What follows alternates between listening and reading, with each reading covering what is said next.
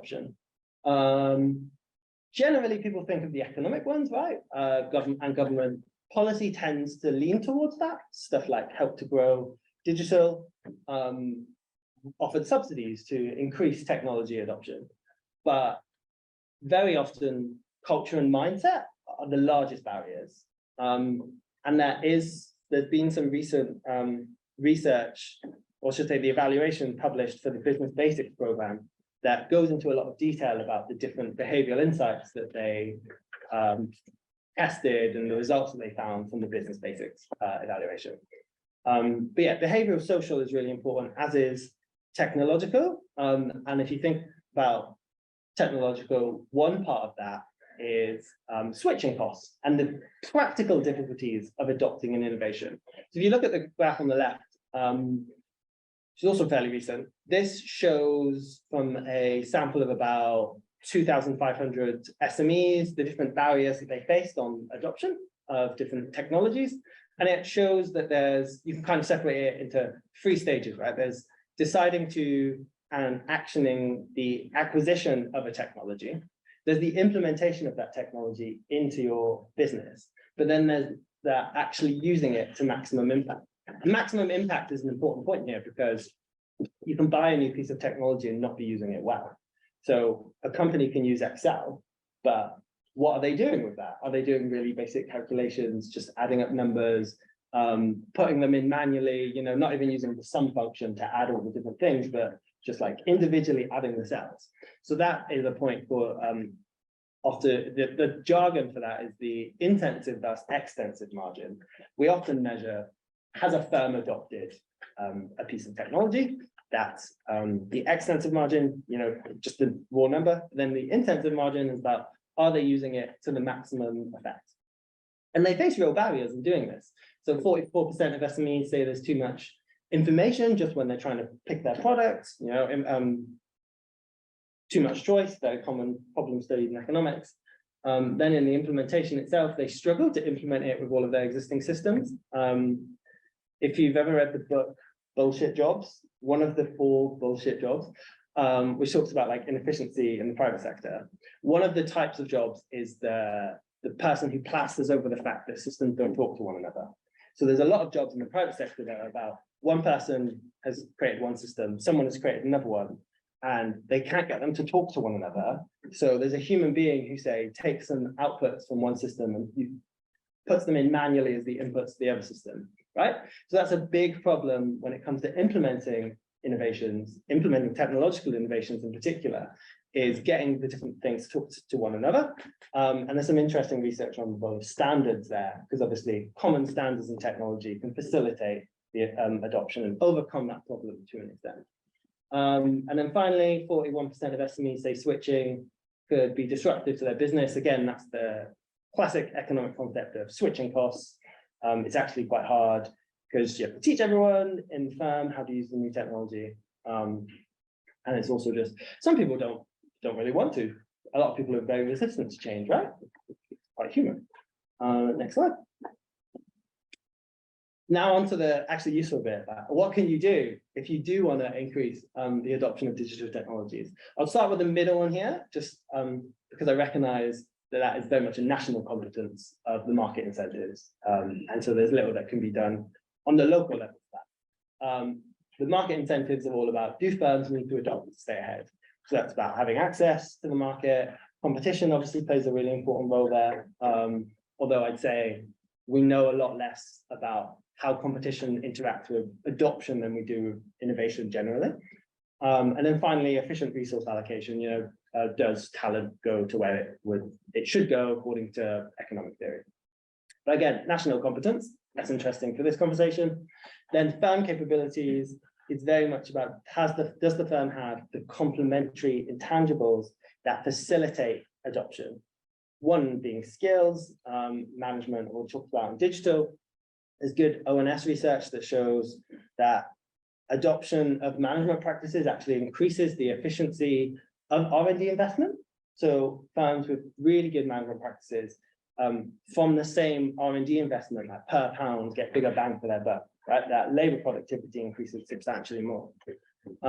Business leaders mindset, again, this cultural idea of being resistant to change, how do firms develop that mindset of, yes, I want to constantly be looking out on how to improve the business, and then making time for that is obviously quite hard. Technical and financial constraints, technologically, can you do it? And do you have the money?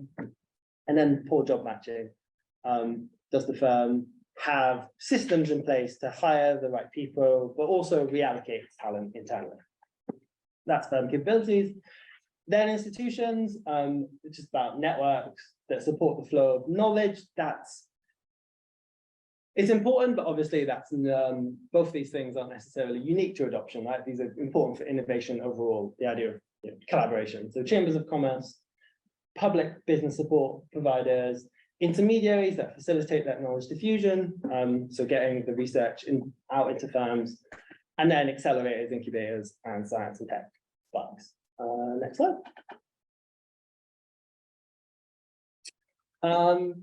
If I'd sum up this presentation with one line, it would be that we need to move away from thinking just about innovation and start thinking about its diffusion and its adoption. This is just a few kind of more concrete ideas based on some of those barriers that you saw that diagram that had lots of barriers on it. These are 5 more concrete things as to what to do. Again, I recognize some of this is probably common knowledge because it's also just good for innovation in general and productivity in general. So upskill leaders in management skills, nothing new. I won't spend too long on that point.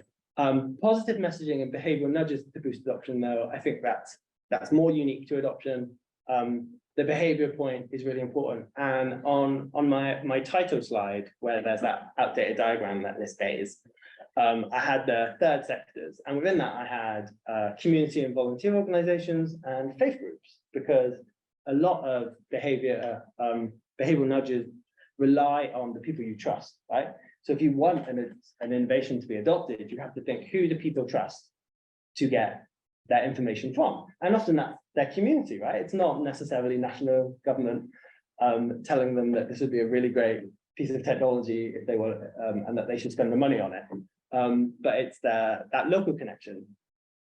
And then similarly, that links into point 3 about peer-to-peer networks. Lots of evidence from the Make Smarter program, which is about adoption of technologies in manufacturing, which shows that peer-to-peer networks are, again, really important for that reason of who do people trust. And they facilitate learning and they reduce those information failures. Point 4, yeah, is a generic one, leveraging the local innovation assets, making sure that you're including them within that system, because again, it's the who do people trust. So much of this comes down to trust, quite honestly, for information and who do people work with. But that, private, public, government, or should I say university, government, private collaboration is very important here. So that's what I mean by local innovation assets. They're thinking beyond universities, catapults are an obvious one, but also the local PSREs and that kind of thing. And co-creation, this is the idea of, if you want your innovation to be adopted at scale, when you're producing your innovation, you should really bring in the ultimate customer from the start when designing it.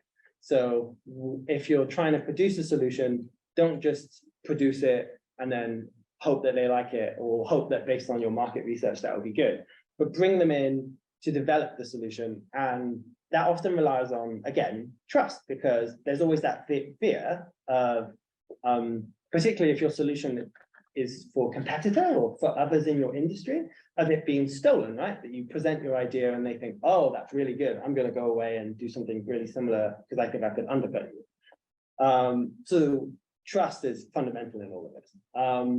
And evidence gaps, at about time, those are there for the academics in the room who want to do some studying. Quick point, evaluation of adoption style programs, because few programs are just about adoption.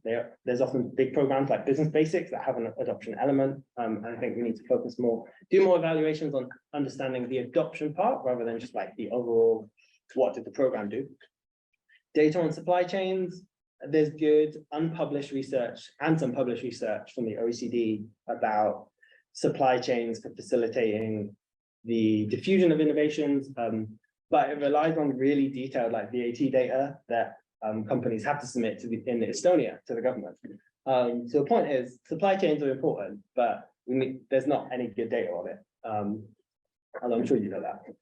Good metrics for adoption, and especially for diffusion, because we don't actually have a way to measure diffusion right now. We talk about both, but we only really measure adoption, right? We see if it has got out there and being used by firms, but we don't do anything about, is it able to get out there? Do people have access to the information? We kind of rely on the final stage of they adopted it, but not, do they know it exists? And then how do we think about innovation beyond technology and management practices? What are the other things that firms could be adopting? So then we can measure it. That's me. Thank you.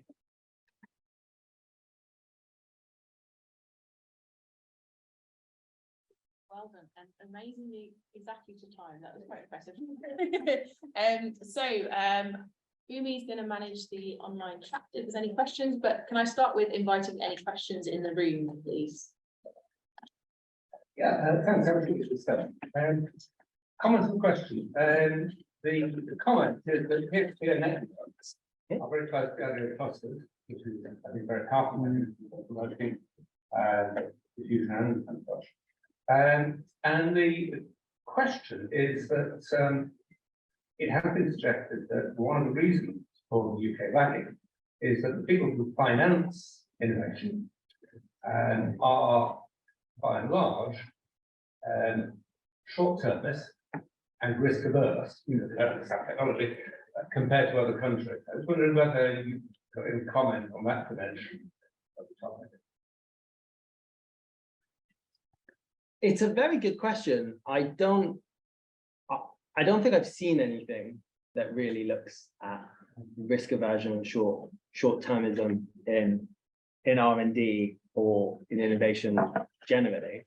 I agree it's a problem for certain types of innovation. I don't know if it would necessarily affect the adoption of innovations at scale. But one thing, so a lot of the graphics and research that I drew on is from a recent report that we commissioned PA to do, and they published, called Making Innovation Matter.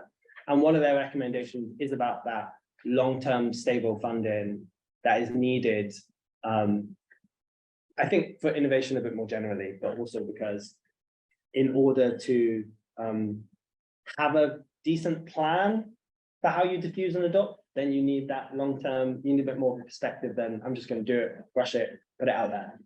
But I don't have anything detailed to say. I think it's a good point, but no answer. I'm not sure if it's a question or a concern, but one of the things that are the systems that has kind of enabled some of that diffusion and that interaction between universities and businesses has been kind of ERDF funded. Funding stops next week. And the replacements aren't enabling that same diffusion of activity at the same geographic scales. How do you think that kind of is going to affect kind of, how concerned are you about that in Bayes and in decentralized quality? I think in issue with, so I come from the science department and my job title is lead analyst on innovation. ERDF is more within like the business growth thing. But also a lot of what I said today is kind of, you might expect someone from the business growth world to actually be telling you. I'm more interested in it, I guess, because I want to try and have it built into the way that innovation works. But to actually answer your question of like, what do I think will happen? I think it is a big problem. I think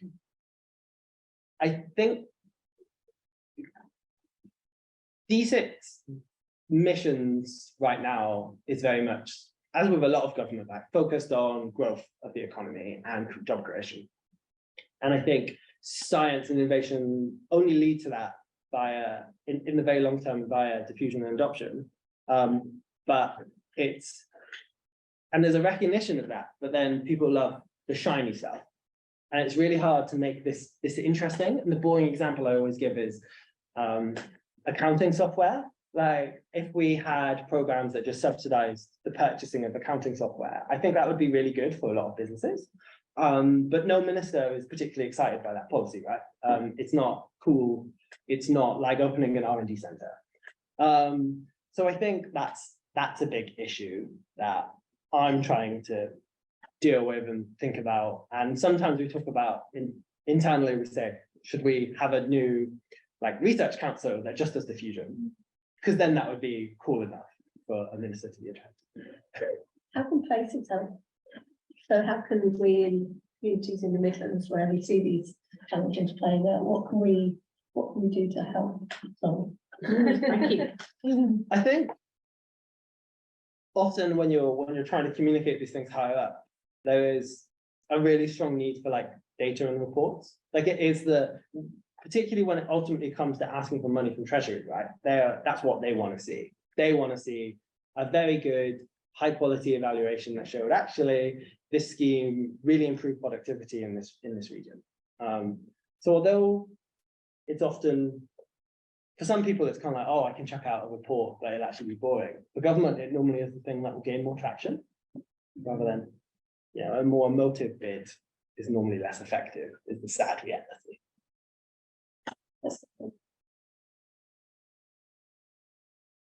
Anyone else would like to ask a question? Otherwise, we could invite Helen to speak and there's opportunity to open it. Yeah, I'll come back and comment after Helen's present. Okay. Yeah. Okay.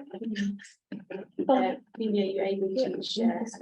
Still around the slides.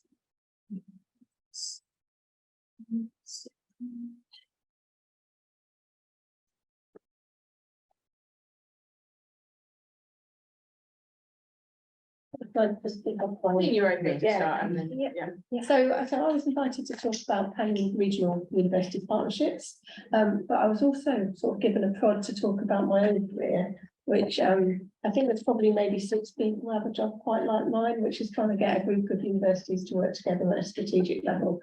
I don't really particularly like talking about myself, so what I kind of thought I would do is really think about a role that we have in universities that's kind of hidden, that supports all of the diffusion aspects that Tyler was talking about. They're sometimes called research enablers, they're sometimes called PRISMs, which stands for Professional Research Investment and Strategy Manager. So what I'll try and do is give you a flavour of what Midlands Innovation does as a university partnership, and through that what universities working together at a strategic sort of level can do, but also some of the hidden roles that kind of sit behind some of that and the skills that they need. And I think that's where what I'm going to talk about links quite nicely with what you've just heard. So a bit about me. I started working in universities as a research enabler at the University of Sheffield. I managed a £7 million research grant in material science, and it involved me doing a vast array of things from kind of financial management, funder liaison. I worked with industrial collaborators, I supported and was a shoulder to cry on for PhD students and early career researchers trying to work out what they were doing. I wrote proposals, I costed proposals, I did events, kind of all sorts of things. And my career was basically involved me managing larger, more complicated university partnerships until I reached Midlands Innovation, which is 8 universities, and kind of the remit is anything that they might kind of want to do together, mainly in a research and innovation space. I try not to get involved with undergraduates and that kind of thing. So what is Midlands Innovation? It's a strategic partnership, as I said, between 8 universities. So in alphabetical order, they're Aston, Birmingham, Cranfield, Keele, Leicester, Loughborough, Nottingham and Warwick. I'm quite good at saying it in alphabetical order. The partnership formed in 2015, and it built on quite a number of strategic prior collaborations between the universities, and it really consolidated them, creating quite a critical mass, both in terms of the sort of scale of academic workforce that are represented and the scale of those kind of postgraduates that are delivering research as well, and in terms of the scale of the impact that that collective group has within the region. When it was formed in around 2015, I think it was George Osborne that was in Treasury, and he was making some big place-based investments. And we saw the investment in the Voice, we saw the investment in the Crick. And the Vice Chancellors in the Midlands kind of thought, well, where's the Midlands-based offer here? What are we going to get? And so they came together, and I suppose crudely, it was about creating a vehicle to attract place-based investments. And they believed that individually they were strong, but together they were stronger and they could offer more in terms of research and innovation. Since then, we've seen lots of political changes, we've seen the creation of now combined authorities, the devolution agenda, the creation of UKRI. We've seen increasing importance of place in research and innovation from funders, and in the Levelling Up white paper, we saw that ambition to increase the level of investment in public R&D outside of the Golden Triangle. So the kind of partnership has remained current, I think, but what has evolved is kind of we've moved away from just having that sort of crude focus on securing funding to think about the whole range of things that you can do as a group of universities working together. So what I'm going to try and do is give a few case studies, but at the sort of highest level, how do we collaborate?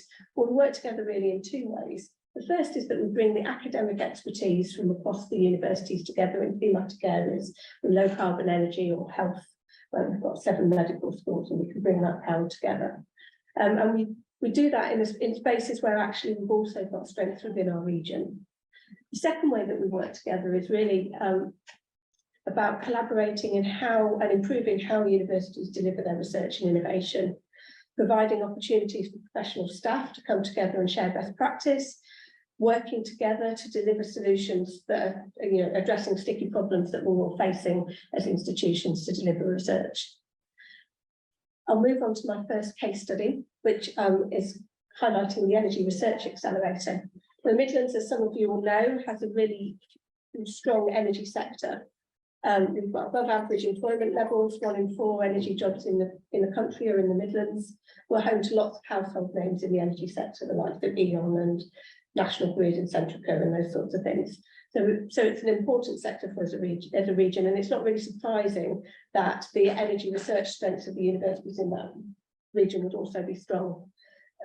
We've got strengths in all sorts of complementary things, battery technologies, energy storage, carbon capture and storage, parts of the renewable system.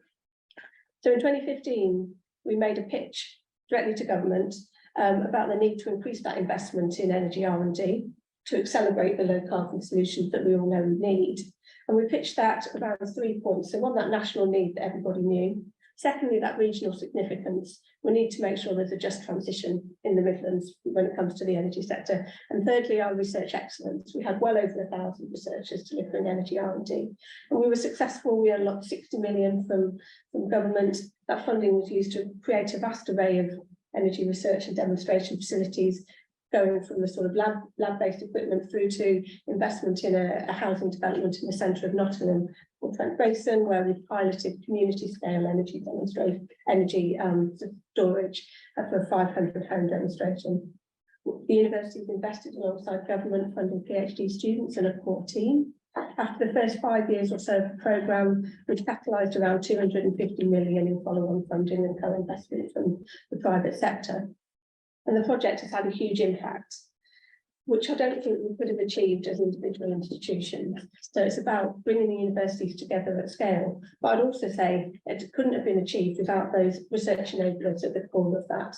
The skills that I needed in Sheffield are the same as been needed to make ERA a success. So the ERA team are funded by the universities. They've overseen really complex procurement across multiple institutions. They've engaged really strongly with the private sector to support engagement and access to their infrastructure, to support dissemination of findings and to find out about the new challenges that we need to work on it through the Energy Research Accelerator going forwards. They've also supported PhD training, they've supported policy work, and a whole raft of activity, including kind of working at a pan-regional scale to support the development of the Green Growth Action Plan for the Midlands Engine. So I think ERA is a fantastic example of how universities can come together to deliver at scale and how we can harness a collective research portfolio in a region to do something that's more impactful. I'll move on to my second case study, which is a bit different. It links perhaps to some of that commercialisation content that Tyler was talking about. In 2017, we secured some funding from Research England to establish a project called MICRA, which was about bringing together our tech transfer professionals, our commercialisation staff, to improve how they did tech transfer and commercialisation. We delivered training, we had finding funds. But probably the most impactful thing that we really did was we partnered with Bowhurst to look at the investment opportunities in the Midlands. And we found out really that the region was undercapitalised. We have something like 11% of high growth businesses, and we were affecting about 5% of the funding going into them. We did further analysis that showed that spin-outs from universities in the Golden Triangle are receiving nearly 5 times as more investment in the first 7 years of their life than spin outs from the Midlands, which is stunting their growth and makes it less attractive for them to stay. We also looked at our collective IP portfolio, our collective research income, all of that sort of stuff, and we compare with Oxford or Cambridge or some of those Golden Triangle institutions who have their own investment vehicles. So over the last 18 months, we've been working really hard to establish a new investment vehicle called Midlands Forge, which we announced in April. The plan is that it will go and raise 250 million, which it will then invest both into our spin-out portfolio, but also into other IP-rich businesses in the Midlands. And I think it will make a really huge impact, not just through the funds that it raises and invests, but also by crowding in other funders, because it will be doing that due diligence and de-risking. So we're hoping that it will further increase the investment available in the region, and that's certainly been the experience of organisations like Oxford and their OSC investment vehicle. And we hope through that it will help us grow our spin-outs quicker, keep them in the region, and attract the management skills and the other skills that you need in that entrepreneurial ecosystem that we were also lacking. Like ERA, this is something that one of the universities in the region couldn't have done on its own. We need to work together at scale to have that attractive IP pipeline. And because we're doing it at scale, all of the universities should benefit over the sort of 15 years of the agreement with Midlands Forge. And again, like ERA, behind the delivery of this have been a whole load of research enablers and transfer professionals who've been working really hard, drawing in expertise from across the universities to make the initiative happen. My third case study is in a completely different area again. It focuses on the technical talent that drives much of what we do within universities, our research, our teaching, our knowledge transfer, all underpinned by our technical workforce. And when I came into the role, we saw that our technical workforce lacked the visibility, recognition, and career development that they really deserved. We established a conference, the Higher Education Technician Summit. The next one will happen next week in Warwick. Over 500 technicians from across the UK coming, and a waiting list in the hundreds. Really successful because nobody's been investing in this workforce. We award prizes at that conference to recognise the contributions that they make. And we've built on that. My colleague Kelly Beer at the University of Nottingham has partnered with the Science Council to establish something called the Technician Commitment, and now over 120 universities across the country have committed to invest in the sustainability, the career development, the visibility and the recognition of their technical workforce. And within our institutions, we've got well over 2,000 technicians, and we've worked with them to secure further funding to establish the Project Talent, which has delivered 3 strands of activity. First is a national commission, which looked at the role of technicians, their experience, what kind of challenges they face. We've invested heavily in the training of our own technicians through dedicated training programs, and we've delivered all sorts of kind of pilot projects looking at things like research culture, health and safety, representation through a technician's lens. And the project has had a massive impact. I think I can hand on heart say that the technicians that work in our 8 universities are the most invested in the country. And I know that that has affected their motivation, it helps us with retention, they're more better connected, they're more motivated. During COVID, they were able to practically help each other as we closed our campuses down and opened them up in a way that they wouldn't have been able to do. And at a national level, I know that the findings of that commission have impacted at the highest levels of UKRI and other organisations. And so that now technicians can apply for funding from research councils in their own right, which is a huge change. We've built on that and secured further funding to establish the National Institute for Technical Skills and Talent, which will launch in August, and we'll continue that work and take it even more to a national level. And I think what talent shows is another way in which universities can work together. All the universities in Midlands Innovation had an ageing workforce. They had problems with their technicians feeling undervalued and their contributions feeling under-recognised. By working together, we're able to learn from each other in innovative approaches. We can benefit from the skills and knowledge that our technicians can share each other.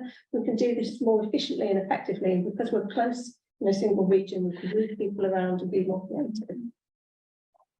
My final case study is about really telling the story of the Midlands and showing off the amazing capabilities that we've got. A colleague, Alex Fabier, and I secured investment from the Midlands Engine to deliver this pilot, which has attracted quite a bit of ministerial attention, which has been great. We've done a whole load of policy, advocacy and campaign planning work to really look at the role that universities play in FDI. In conversations with universities right across the Midlands, not just the ones I work for, we found that universities take very different approaches to attracting foreign direct investment, from really strategic and intentional to not really having thought about it and not knowing what FDI they get. In conversations in 4 target markets with the in-country teams that were supposed to represent the R&D strengths of the UK, we found they don't really know what the strengths of the Midlands are, and they've admitted they quite often just talk about Oxbridge. So we know that as a Midlands, we need to do much more to really put ourselves on an equal footing. And we started to develop that collateral that can tell the story of the excellence that we have in the Midlands.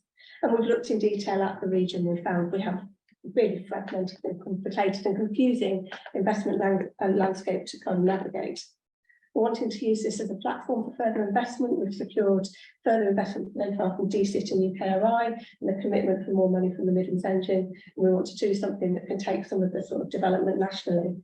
We want to invest in the skills in our universities so they can navigate this complex landscape and move towards a place where we can hunt impacts.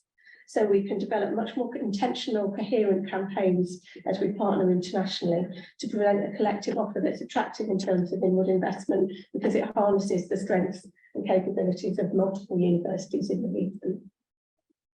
Again, as with all of the other initiatives, this has been led by research enablers, professional staff who have drawn in input from local stakeholders, from academic colleagues, but it's been driven by those kind of hidden people that we don't always hear about in universities. What I hope those 4 case studies have shown is that pan-regional partnerships can work together to deliver activity at scale, but also that you need those people that can act as the glue and the connectors and the drivers within the universities to kind of help deliver activity at scale.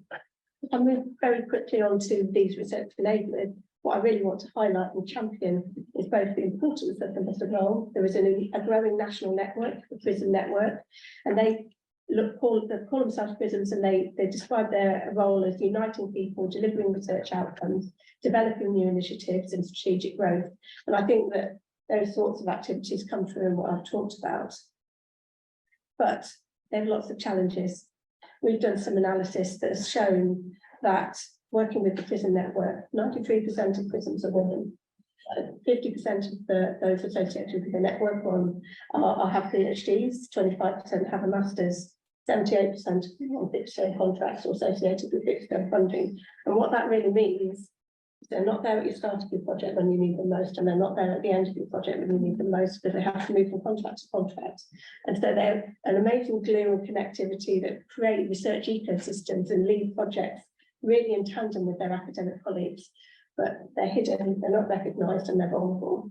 So as much as possible, I'm trying to kind of champion those roles rather than look at myself as kind of broken through some mysterious PRISM glass ceiling to find a kind of permanent and more strategic, perhaps, or senior role. I'll take it briefly back to Midlands Innovation. We're just finalising a strategy which focuses around a lot of Ps, but essentially we're a partnership that delivers projects that make a difference. So I want us to continue to do that. And I want those projects to really have a focus on place, either like ERA, where we harness our activity in a strength that's aligned to the strength of the Midlands, or around like Forge, where we're sort of addressing a structural challenge that we all face. I want to build on the work that we've done with technicians and champion and create an environment in the Midlands that makes it the best place for all who support research and innovation to work. And I want to draw better on the collective academic strengths that we have in our 8 universities to support those local policy makers, decision makers with the evidence that they need. So to finish, I hope there's 3 takeaways. 1, pan-regional university partnerships can deliver at scale. We can draw and harness expertise and activity from across the universities, and that benefits us through that scale, through that breadth of activity. Also, can be done more efficiently by sharing the workload.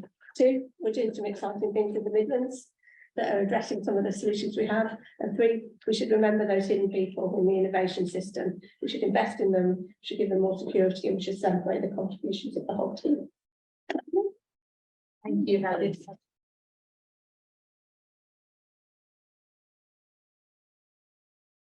Invite any questions. That's the question. Yeah, it's really amazing, and just given the complexity of the landscape you're dealing with, this is fantastic. My question is about the spin-off support, how to scale up university spin-offs. And I think the Midland Mind Coach is Gonna help. it's amazing, but how do you deal with like university equity and IP thing? That's a bit of tricky area. That's a very hot topic, isn't Yeah, it? yeah. And it's not what we, with Midlands Mind Forge, we put in place an arrangement that means that we haven't had to harmonise that, and so each university can take their own approaches, and they take very different approaches, and they take quite flexible approaches within them as institutions, ranging from, you know, on occasion not taking any equity to taking larger percentages, and that depends very much, I think, on what they feel they've put in terms of the investment to get the IP to the stage it is at, and what they need to take going forward. So it's a very hot topic, and I heard I was at practicing the other week, and one of the two chairs of the spin out review was talking about how there's quite a lot of misinformation around the Twitterverse at the moment about universities being too greedy, and I was quite reassured actually that spin out review is kind of reflecting the noise of some very vocal few, and making sure that it engages really strongly right across the sector to understand kind of the lived experience of tech transfers, founders and others. So hopefully the outputs of that will maybe settle some of this noise and move us to a place, because it really isn't about the equity. If you can't raise the capital and you can't get your businesses to grow, and, you know, in the Midlands we can't keep them in the region, that's kind of more important, really. Okay, this is just a general comment. It's going to try and link across both presentations, so I'm going to try and be clever. So I've been privileged in the sense that I've evaluated different aspects of the innovation journey, from R&D all the way through to local initiatives such as Pivot and Prosper, which is around adoption and diffusion, supporting everyday innovation. So we developed a concept in the West Midlands of everyday innovation, which is the application of things. I had the privilege of working for NICE for 3.5 years around adoption of new technologies. And when we talk about adoption in health, it's about health service innovation. So actually, diffusion and adoption to me is the innovation aspect.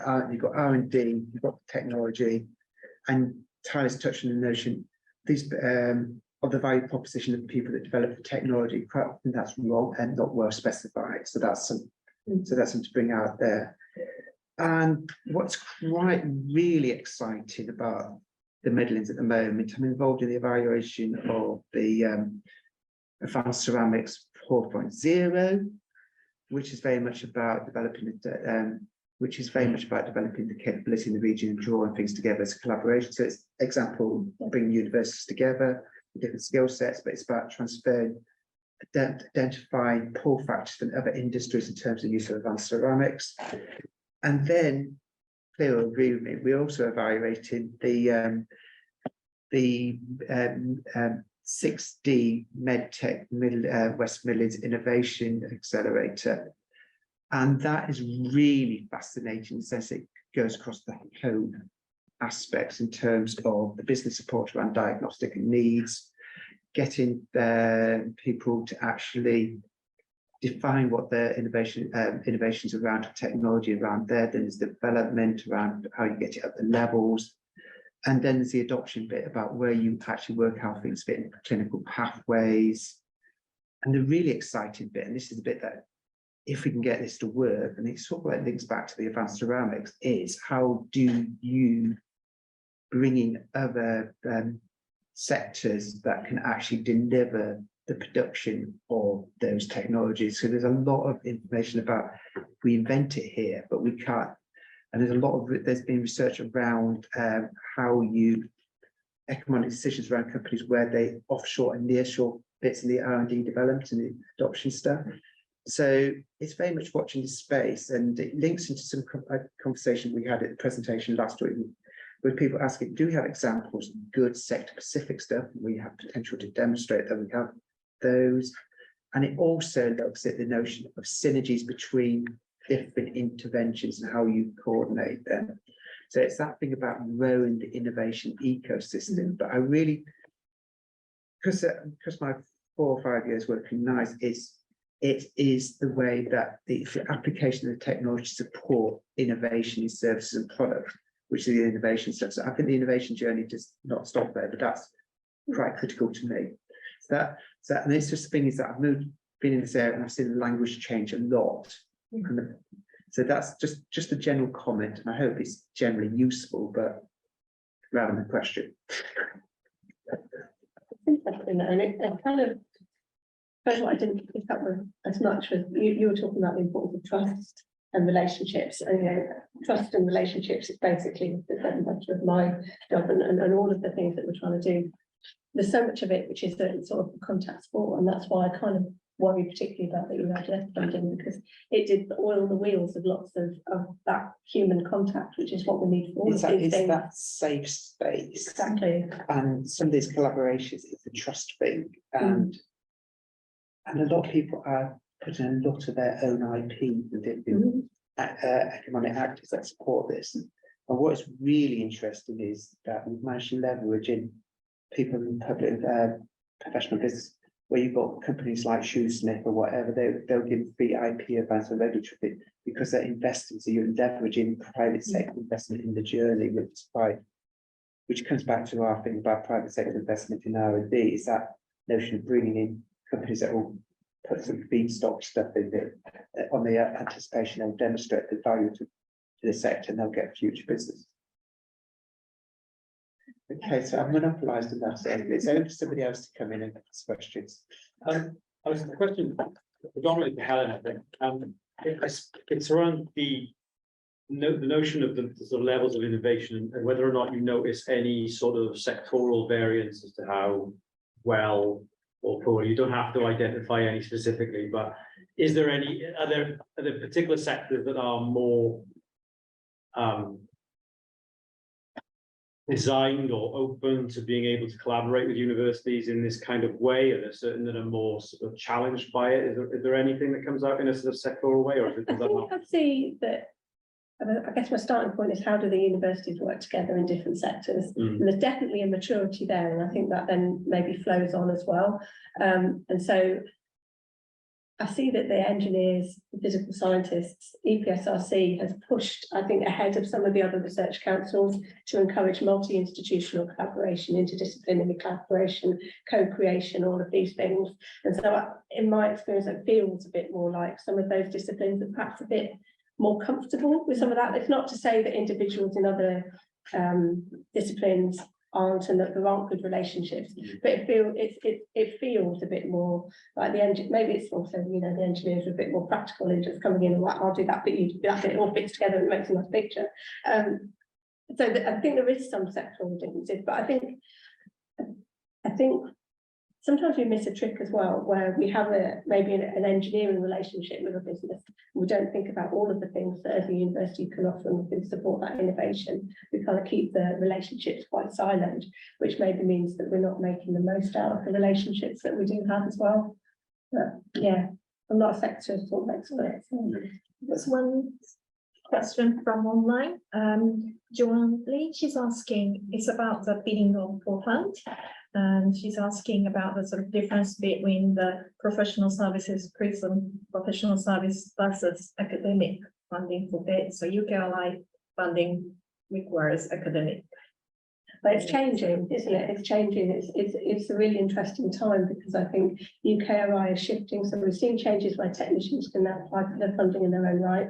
We saw there's a recent call from EPSRC where they said that research enablers could be co-Is and can also be on interview panels to assess the grants, which is a big step to see them named.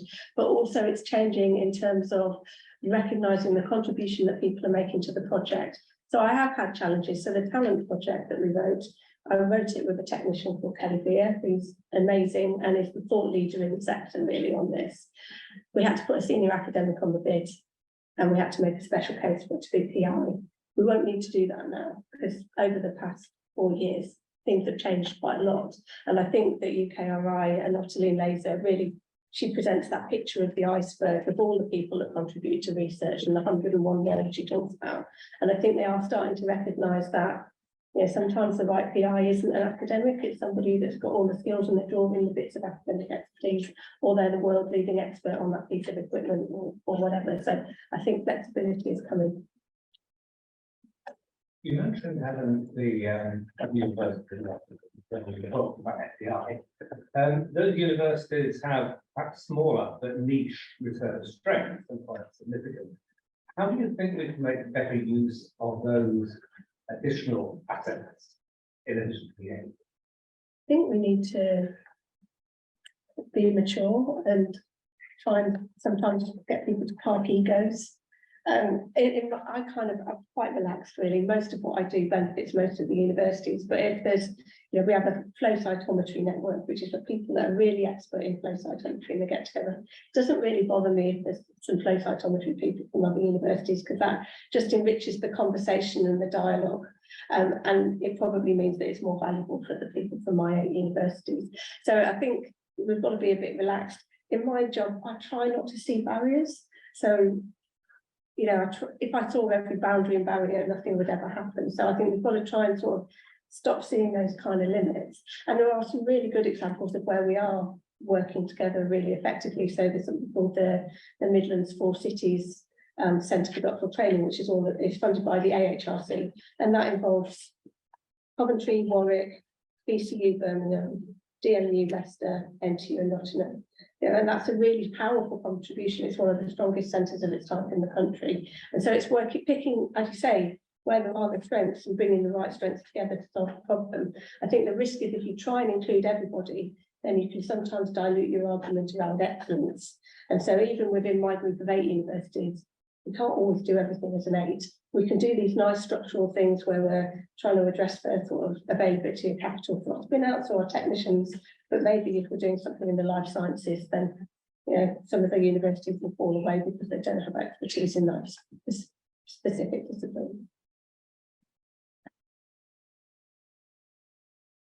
Can I have something? Thank you very much. That was very interesting. There's a figure, maybe it's a detail. You mentioned all that FDI into R&D declined by 6%. I think. Yeah, it's picked up a bit, hasn't it? I picked it up. Okay, so it might be something that it was related to COVID, or it was something related to perhaps technology. Yeah, I think there's a COVID element and a Brexit element. I mean, what we found is in England. So they're better at this in Scotland, but in England, we're really not very good at harnessing the university contribution to the pitch. They're better at it in Australia and Germany. So you know, I think although it's picking up, it's a very competitive market and it's a global market, and it's not just about attracting, it's about retaining some of those multinational companies that are doing R&D with us in the region. So look at something like Siemens out in Lincolnshire. If you speak to the senior leaders there, they're having to make that case constantly back to their headquarters in Germany about why they need to have a presence in the UK. So we need to be better at just marshalling and having a more coherent conversation that is both about FDI into the universities, because actually the percentage of income from industrial income from overseas in universities is like 47% for UK universities, which is much higher than anybody really is aware of. And so we need to make sure that we're thinking more strategically about that, so we protect it and grow it. But we also need to think about the role of using the role of the universities in terms of that innovation expertise, in terms of the skills that provide, to make a much stronger case as places for attracting organisations in. So it can be that universities are just forgotten out of the narrative, and that then weakens the pitch. So, you know, if we can be much more joined up, much more effective and better connected, we can probably make much stronger pitches that maybe aren't going to directly benefit the universities, but might be, you know, good places for graduates to go. Okay. You have 2 minutes. My question will be short. Just wondering if you're hearing what Helen said, like things like N8 or innovations. I mean, do you see them as like a useful vehicle for adoption and diffusion and kind of place-based approach? Have you sort of? Yeah, I think there's sometimes a struggle in central government as to how to how to think about this on the right level, because it's so local that we don't always know who to go to. So, you know, we often do things based on like the regional level of these 12 regions, and then there's no one in charge of all of the 12 regions, so you can't actually coordinate anything when you do that. But yeah, I'm most interested by the stuff they're doing on talent, out of everything. My team does do spin outs, and my team is the one doing the spin out review. But I think the talent is more, there's a lot of potential there on that talent project. Fantastic, thank you. And let's thank our speakers again, and thank you to all our